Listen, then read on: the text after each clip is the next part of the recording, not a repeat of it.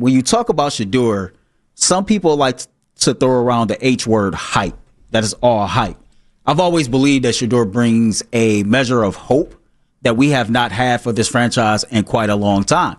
And so the things that I was looking for when he went into his first career start was command of the huddle, right?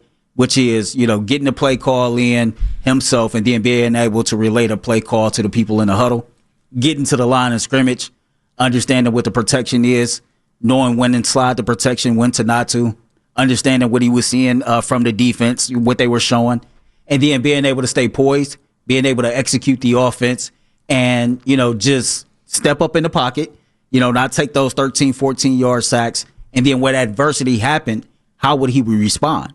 These was all things that I was looking forward to pregame. And I felt like he checked off pretty much every single box, right? That's just legit how I feel. You can see the arm talent is clearly there. You can see him keep his eyes downfield.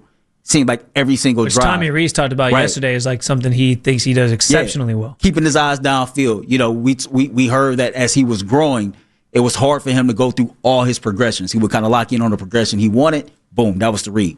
But you see him go through all his progressions. When the Raiders decided to blitz him, you see him being able to feel the blitz and scramble out of the pocket, make some off script plays. He wasn't drifting back anymore. Wasn't drifting back. The one sack he took, it was a 2-yard loss. Okay. Yeah. And honestly, can I just real quick? I was just going to say, I thought that play was one of my favorite plays of the game because how many times have we talked about him drifting too far and then a 2-yard sack becomes a 20-yard sack? Yes, it was a sack, but to see him escape left and then try to make a play and he just ended up getting tackled from behind, I love that. You talk about the interception, right? The pass rusher drops back in coverage. Gives him a look that he didn't see before. Okay, it's a bad read. You throw the interception, can't turn the ball over. But then to come back after that adversity and still have that level of poise and confidence in your own ability and to lead his team, I thought that was key. I thought Tommy Reese did a pretty good job of putting him in situations to where he can win. He was in shotgun a lot. You saw a lot of pre-snap motion. I think about a play where the Browns was penalized. I think Sampson was in motion. Somebody else was in motion. We got a flag. Too many people moving at once. Yeah. You come back to that same exact play on a 66-yard touchdown. So that told me that, okay, you guys are adjusting and learning on the fly. And so as you turn the page into his second week, the thing that has me excited is I knew that I couldn't make no sweeping judgments one way or another based off one start. And I also knew that whatever he put on film was going to be a chess match for the next week. He put some quality film out there against the Raiders. This week, you're at home. You're going against a better opponent and a better coach. Okay? So they're going to try to take away the things that you did very well versus the Las Vegas Raiders. Mm-hmm. The chess match now becomes, okay, what's your counterpunch to whatever they're going to do? And I'm excited about it. I believe that he's only going to get better with more practice reps, with more communication with the players, and just really having a feel for how this situation is going to play itself out. Yeah, listen, I think first of all, everything you said is fair. I think tomorrow's matchup is an interesting one for Shedeur because the 49ers are not a team that generates a ton of pressure. They only have 13 sacks. It's last in the NFL. They're not high in terms of pressure rate. Part of that is they don't have Nick Bosa. Obviously, he's out with the injury. Fred Warner either. Yeah, and they don't have Fred Warner, so they're kind of relying on their coverage to do a lot of things, and they play a lot of cover 3. So what that tells me is Shedeur's going to have to sort of take what the defense is giving you underneath, and then there's going to be some opportunities, I think, to take some deep shots. You got to put that safety in conflict to decide, okay, you run 4 verts or something. I have to choose which one am I going to, and then maybe that opens something up for Shedeur. I think there's going to be time for him to operate from the pocket. We'll see, though, if something, maybe a wrinkle the 49ers throw his direction is that they bring more pressure than they usually do, or they at least simulate pressure more than they normally do to make him have to sort of decipher who's coming, who's not, what do I have to do, what am I seeing here in front of me? So there's all those different things that sort of come into play here. But listen, I think the biggest thing you hit on is the progression that's been made by him. Because even in that Ravens game where he made his debut, you still saw some of the drifting in the pocket. And then that last drive, he started to look more poised. He was marching him down the field. He was stepping up in the pocket. He was making some plays. And the Ravens kept bringing pressure the entire time. And that has kind of been the blueprint. Is this guy hasn't seen much. Let's pressure him a lot and see what happens. So I'm curious to see how he handles that another week with tape out there and all those things. I have to ask you, though, because I think this is a huge question, and it's at the root of all the Shedeur discourse that's gone on. Do you have a problem at all with the way that they handled, like looking back, do you have a problem with the way that they handled this quarterback room, how they handled Shadur, where he was on the depth chart, all those things? We're going to play coming up here in a little bit his comments on his relationship with Kevin Stefanski, and I think which kind of alluded to how things have gone since he's been here. But we know what's been said. We know what people have been saying. It's been all this, Stefanski hates him and he's trying to sabotage him and all these different things. But I'm going to be honest, man, like, I watched the progress he's made, and I think, like, maybe he did just need that time. Like, maybe he was a player that they wanted to make sure he could clean some things up before they put him out there. And now he's getting those reps and he's thriving in it. Like, that's the way I view it. But I'm curious, like, how do you feel looking back about the way they handled the Shedeur situation? I cannot wait till we play that clip. And so one of the questions I asked Tom was, has Andrew Berry started to separate himself from Kevin Stefanski? And I asked that for a reason, because that's a question that I've been asking myself hypothetically for a couple of days now. And I think your question that you just posed to me is a great one, because I had the opportunity to actually talk about this as well on another platform. The small answer, yes. I have a major problem with how Kevin Stefanski handled this entire situation. I think that how this entire quarterback situation has played out and has been handled this year has been coaching malpractice, to be totally honest with you, from the very beginning until now. I think the whole 4 quarterback competition was something that never really gave anybody a fair opportunity to, quote unquote, earn a job. I've told you this before. You've gotten to know me. I take people literally at what they say. And Kevin Stefanski came out and literally said that this was an open competition. Yeah, he shouldn't have said that. The word choice that he decided to use in that situation gave media members and fans ammunition to use if this did not look like a quote unquote quarterback competition. It never was a competition. I think that he had an idea of how he wanted to go about his quarterback room, and even his own idea of how he wanted his room built. He even psyched himself out of it. I have come to learn and believe that Kenny Pickett was probably supposed to be the starting quarterback of this team. Mm-hmm. Okay? Somehow, some way, Kenny Pickett never even took a meaningful snap. Not in preseason. He damn sure wasn't here for the regular season. Okay? Joe Flacco gets benched after a few games. You put in a rookie in Dylan Gabriel, who many believe was Kevin's guy. Okay? So even if you want to, say you did Dylan a disservice, which he did, by allowing a veteran quarterback not to be there, that was a bad move in itself. I don't care if Dylan was your guy or not. I can care less about the whole IQ, supercomputer, all of that stuff. You are a football coach. You play football. You've seen Dylan Gabriel in all these different practices and all these different situations that he had, and he never really showed to be a competent quarterback. Let's just keep it all the way 100. He never showed to be a competent quarterback. He literally got worse from every single start from the Minnesota Vikings start on. And yet you still made the choice as the head coach to keep trotting him out there when you know good and doggone well he was not it. Okay?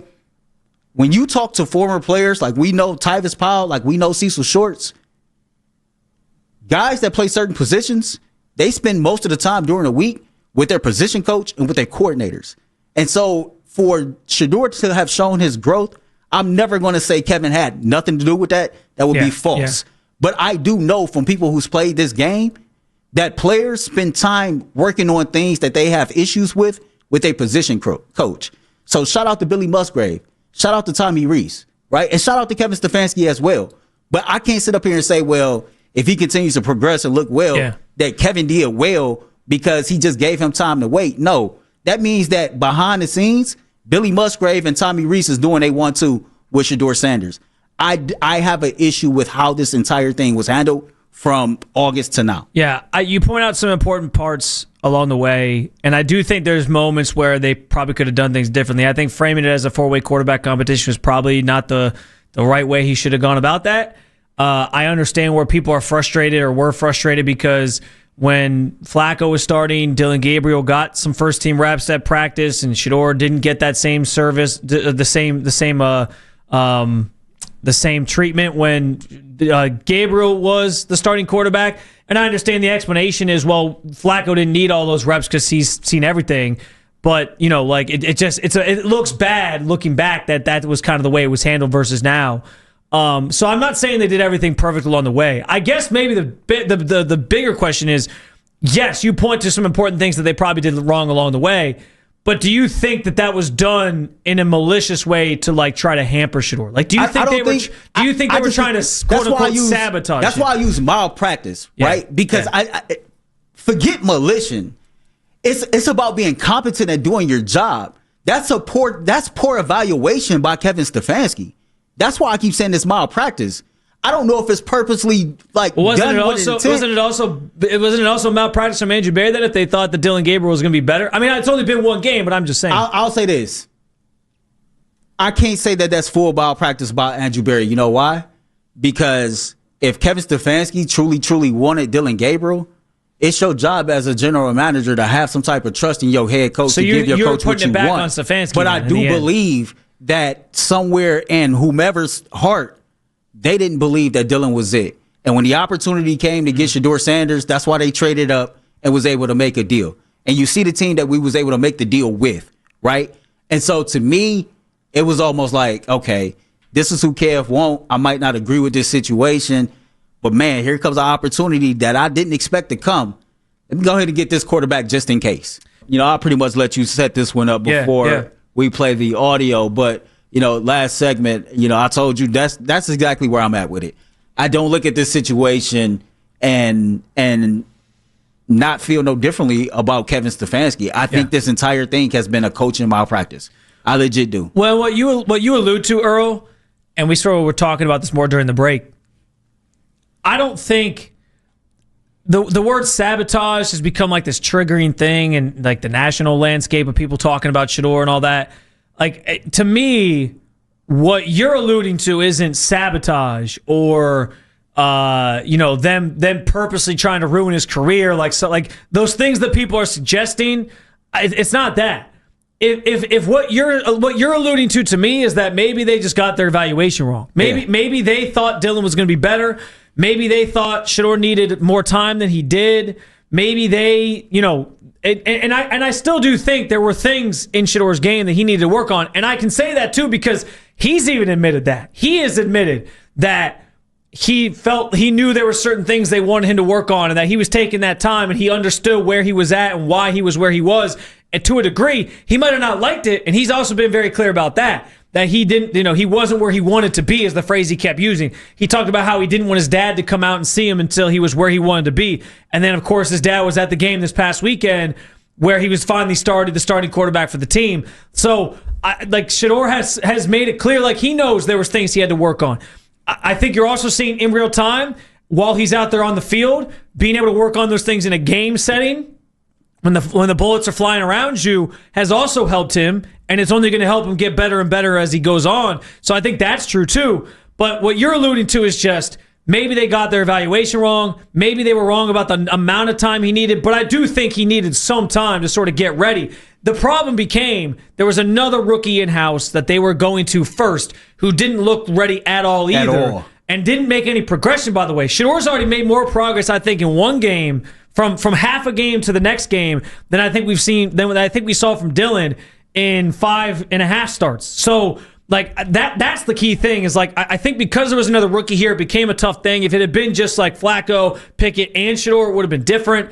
But maybe that's what you're alluding to. But the idea that this was sabotage and this was the Browns don't care about him and his career and they're just trying to they're part of some big conspiracy this franchise hasn't been able to find a franchise quarterback since 1999, bro. It's been 20 plus years that they've been searching for this.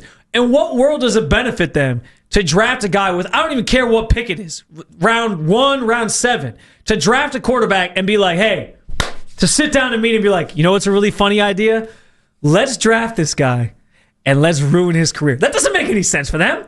They need as many bites at the apple as possible to find a franchise quarterback because they haven't been able to find one for 20 plus years. So I never understood that narrative. I understood it from a standpoint of people are just trying to create conversations and things, and it's entertainment. I get that. But I never understood it from a standpoint of like, do you legitimately feel this way about the situation? It's not that. It might just be what you're alluding to is, and I think it's fair, is that maybe they just got their evaluation wrong and they were wrong about Dylan and that Shedeur was always going to be the better player, which, by the way, you and I both felt that way from the beginning, Yeah. but we were willing to give it time. Listen. We were willing to give it time to see if he could correct some of those things that they wanted him to correct. The evaluation was very poor. And I'll go back to about a month and a half ago when you pulled up that player report card from last year. And if you got it in front of you, if you can Google it real quick, you can pull it up again. But some of the issues with Kevin Stefanski still remain, right? I think that there's a communication gap and there's a lack of ability for him to adapt to the situation. When Shadur made his first start, the week that he was doing his press conferences, you was there. He said something that I can definitely like relate to. Spence, I'm a hands-on learner, right? So that means I can stand here and watch somebody teach me how to do the board, for example, and then I can take notes. Yeah. And I can do that with Dan Minigan all week long, right? But until I actually touch that board, all the notes that I took and everything that he told me, yeah, I'm listening, I'm retaining it, and I got the information in front of me, but it's not really doing me no good because I'm the same way. I don't have my hands on it, right? I'm not going through the trial and error. I'm not pushing buttons and saying, I can't do that again. Okay, well, now I know not to do that no more, right? Yeah. And so when I heard Shedeur talk about, I could be on the sideline watching all day long, but it ain't going to do a damn thing for me based on how I learn if I'm not out there in the trenches, going through the ups and downs, learning on the fly and figuring out what's what and what's not. And when you have not just Shedeur, but just over his tenure, when you listen to players, when you look at the situation, it's almost like, man, his system cannot adapt to the talent that comes in and that's coming in from the college ranks now. It's damn near like, man, you got to be a veteran quarterback with years of service that has seen multiple defensive fronts in order for you to step in here and have some success. And then it's the situation to where maybe their personalities just don't mesh, right? We know Kevin Stefanski to be a laid-back / even-keel type dude. And we think about some of the people here that have big personalities, not named Shedeur Sanders. Jameis Winston, the recent one, right? Baker Mayfield, Odell Beckham, right? Guys that from afar, media and fans alike, kind of felt like, well, maybe this dude, maybe just Kev can't get with this personality. But then you look at the other guys that's been here. The PJ Walkers, a journeyman veteran, quiet cat, right? The guy that we believe he had the most success with, Jacoby Brissett, quiet cat, even keel type dude. Even the other rookie quarterback, Dylan Gabriel, he kind of fits that mold, right? And so sometimes when you don't mesh personally with like just how somebody else go about things, it can create some type of gaps. That doesn't mean like there's a sabotage situation. Yeah. It just means like oil and vinegar don't mix. That's all I'm saying. Yeah, let's play this. I want to play this clip, and then I have a thought on what you just said too, in terms of like who his personality meshes with, who's calling the plays for it. Because I think there's a Tommy Rees part of this too. This is what Shedeur said earlier this week when he was asked about his relationship with Kevin Stefanski. Definitely like a coach. He tells me what I need to do on and off the field. We've definitely grown. Our relationship and everything has grown. So I'm just thankful to be here. Can we get the back and forth with the question? Can we get Sanders 01? I was going to say we can play because we can play these pretty much back to back. All right.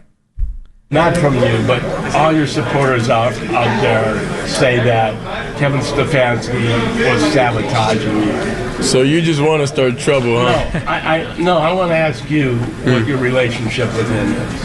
Yeah, well, what people do outside the building isn't really in my control. It's not in my power. So yeah, like I could go out there and tell them to do whatever. That's not nothing I could control or nothing I could do. But overall, I'm just happy to be here. Coach Stefanski, he's been coaching since I got here. He's been doing a very great job, with everything that's going on. But what is your relationship like with him and when we don't see you guys together? Definitely like a coach. He tells me what I need to do on and off the field. We've definitely grown. Our relationship and everything has grown. So I'm just thankful to be here. So what stood out to me from that, first and foremost, was like, because we talk about the sabotage comments, he basically said at the very beginning of that clip, like, I'm not out here telling these people, hey, they're sabotaging me here in Cleveland. Like, go talk about it on ESPN. You know what I mean? That I think is important, because that's him basically separating himself from, because we know Shedeur's fan base is a passionate group, and we appreciate the fact that they've come along for the ride here at the station and listen to us at some of our other platforms where both of us do work. Like, there's a bunch of Shedeur fans who've all kind of got engulfed in that as well. We appreciate the fact that they're joining us and sort of along for this ride. But that's him basically saying, like, people who are out there saying those things and trying to spin certain narratives, I have no control over that. Like, I'm just here trying to do my job. And that's what I think is the most important thing about Shedeur through this entire process, is that no matter where he's been on the depth chart, no matter what the Browns have tried to say in terms of, like, we need you to do this and focus on this and we want you to develop first and all that, he has always kept the same mentality. He's always talked about, I'm just trusting God's plan. He's always just focused on football. He stayed in the summer when everyone else was taking their vacations. He was here locally. He was going to high schools and still throwing the football around and trying to get himself ready. He is studying as hard as he ever could to get to the point where now he's starting. And he even said the other day, too, in that same press conference, now that I'm here, like, I'm not getting comfortable. Like, I'm trying to just continue to get better and find ways to keep progressing, and I'm not just going to be like, all right, I made it, I'm good. Like, no, I think that's one of the most important things I think came out of that was, like, all those comments that are out there and everything that's being said, he doesn't have control over that. And I think that's important for people to know. Well, I'll add on to it. He basically let you know my relationship with my coach is a player-coach's relationship. Yeah. The head coach comes in, he gives me my syllabus or my agenda. I go in with my position coach and my coordinator, and I do what my head coach asks me to do. I think people were fishing to see what it was and what it wasn't. I know who asked that question. I'm not going to say his name on his air. He has been in this game a long time, longer than I've been alive. Yeah. He's a man that is a sweetheart, and he's a man that you can learn a lot from. But this is what, in my opinion, this is some of the issues of what's going on.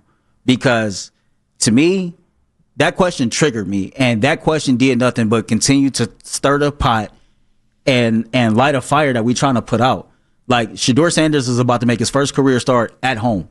He's making his second career start overall. He has the opportunity to become the first quarterback, since Bernie, to win consecutive starts as a rookie quarterback? I could be wrong about this, but I think they said no rookies ever won so there his it first is. 2 starts here. So all this good stuff, positive stuff going on, and yet somehow, some way, like, we are getting questions that can be associated with drama.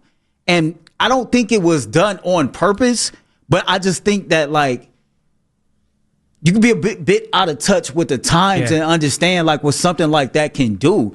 And when you're constantly trying to move forward, and Shedeur said this himself this past week, I'm not trying to live in the past. I'm not worried about what's happened. I'm trying to focus on where I'm at right now. And right now, I'm the starting quarterback for the Cleveland Browns. Yeah. And so questions like that, to me, not saying that was the intent, but I can only assume you're looking for a response that's going to give you a good headline for your article, a good headline for your YouTube video, a good headline for whatever that's coming out next.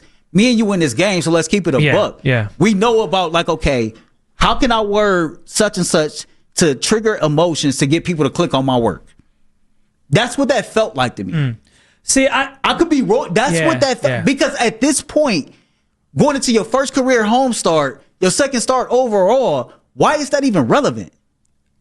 Yeah, I see what you're saying, and I think there can be certain times where that's the case. Like, I'm not gonna be like, I'm not naive. I know people do that sometimes because that's just what they're trying to do. I think you mentioned the person asking the question. I think he's very blunt in the way he asks questions, and that's probably why it comes off that way, like the way it was asked, maybe. But the deliver, like if it had just been, what is your relationship like with Kevin Stefanski? I think people, I don't know that it triggers you as much. Maybe I'm wrong, but I don't think it probably triggers you as much if it's just that. I think a lot of it had to do with just, like, the directness of the question, and that's just how that person because you heard his initial reaction. Right. You trying to cause trouble. But I felt like, to me, I appreciated the fact that Shedeur could answer that question and at least try to put to bed a lot of the stuff that's being said out there.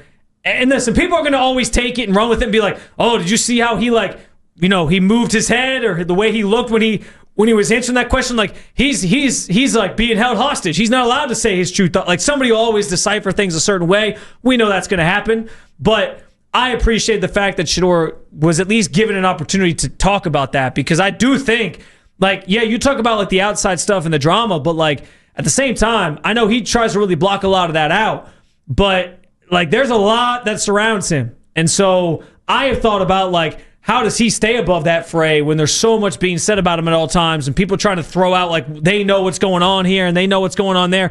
If you can get his true feelings on it, I think that's valuable to the fans. But that's just me. I feel personally it's valuable to fans. The question could have been asked differently. I agree with you. But I think it's valuable that he at least got something on the record about like how he feels and where he's at. I don't know where the pecking order was in the line of questions, but I do know that was the same interview when he said, hey, listen, man, I'm focused on where I'm at right now. Yeah. Right? I'm focused on where we are right now. I'm not trying to live in the past. I'm not trying to think about anything that made me feel some type of way, might have hurt my feelings, might have triggered some emotions, any of that, right? And this is where the other side of things that don't have anything to football come into play. Man, sometimes like whether intentional or unintentional, people will try to take you back to a place that you graduated from. They will try to pull you back down to a place, whether physically, mentally, or emotionally, from a place that you're trying to elevate from. Shedeur is way past the things that he went through in the draft process, the early season process when he wasn't getting the reps, when he was throwing positioned ball boys and things like that. He's not trying to think about that. You know, we heard Diana Rossini talk about the way his approach was to his first career start. I've heard the man then double down on everything this week. Yeah. He wasn't satisfied for that. So, like, why can't those be the talking points? Yeah. Like, if we want to spin narratives and create narratives, why can't those be the narratives that we want to create? Yeah. I just feel like questions like that is a bit disingenuous, in my opinion, and can stir the pot more than not. I feel you on that opinion, and I get it. Here's what I'll say. There's been a lot of people trying to speak for Shedeur on multitude of platforms, whether it's locally, whether it's nationally. I think it's good that Shedeur had a chance to speak on that subject specifically for himself. That's why I see the value in it. You get what I'm saying? Like, I 100% get what you mean, and I 100% get where it's like maybe the question could have been asked differently. For me, though, when someone, like if someone was speaking for you, if you weren't here for like a month and everyone's like, oh, where's Earl? I bet you he's in rehab. Like, they're making up reasons why you're not here. Wouldn't you want an opportunity to be like, even if it was a month ago that it all happened, like, I'd be like, the Browns put me there. But you know what I'm saying? The Browns put me in rehab. Bro, I know you, bro. Like, I know you. You're a what proud happened? Man. They broke me. That's what happened. They broke me, right? But I know you. Like, you're a proud person. Like, you and the only thing you always feel like the only thing you have for yourself is like your credibility, who you are as a person. Like, you'd want to speak up for yourself. So I appreciated the fact that he at least had a chance to speak on something for himself, rather than have everybody else out there speculate on what's going on. That's why I appreciated it, and that's why I hope the fans can appreciate it. Hopefully this leaves it there. Hopefully this means like we don't have to ask that question anymore. You know better than that. And we're good. I'm sure it'll come up again.